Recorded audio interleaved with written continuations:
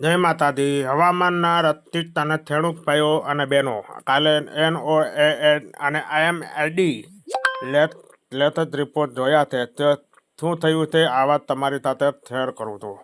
પહેલાં વાત કરી લઈ અલ નીનોની. હાલમાં પેસિફિક મહાસાગરમાં લાની ધીમે ધીમે નબળી પડી રહી છે. એપ્રિલ મે સુધીમાં સમુદ્ર તાપમાન ન્યુટ્રલ થઈ જશે એવું લાગે છે.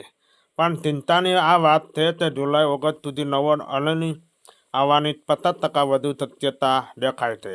1983માં 1997માં આવું થયેલું હતું. ચોમાસાની વચ્ચે અલની તૂટી ગયેલો અને પછી શું થયું આપણે બધા જાણીએ છીએ. લાંબો ડ્રાય સ્પેલ, વરસાદ ખેંચાઈ ગયો છે, પાક બગડ્યા છે. હવે વાત કરીએ તો આપણી દેશી પદ્ધતિ 2 માસ હોળીની રાત છે. મારા દાદા કહેતા, બેટા હોળીની ધાર જે દિશામાં ઢળે એ દિશામાં ચોમાસું ભાવિત છુપાયેલું હોય છે. આજના સેટેલાઇટ યુગમાં પણ વાતમાં દમ છે. તેમ તે હાલમાં સ્ટ્રિંગ બેરિયર ચાલે છે.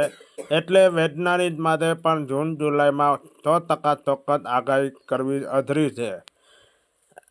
તો 2 તારીખમાં ધ્યાનથી જોજો. ધારને પૂર્વ તરફ ઢળે તો ગ્લોબલ મોડેલે ચિંતા તાતી પડે એવું લાગે છે. કપાસમાં, મગફળી, જીરું આ પાકમાં બધા પાકમાં વાવેતર સાવચેતી રાખવી પડે છે અને ધારમાં પશ્ચિમ તે વાયવા જાય છે. ચોમાસુમાં ટાઈમસર અને મજબૂત આવવાના તારા સંકેતમાં અલની નબળો રહેશે એવી આશા છે. તમને એક રિક્વેસ્ટ છે.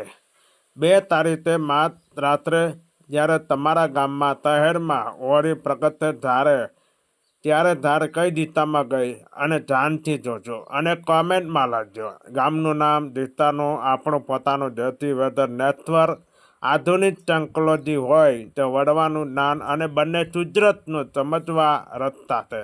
બસ જોવાની નજર જોઈએ.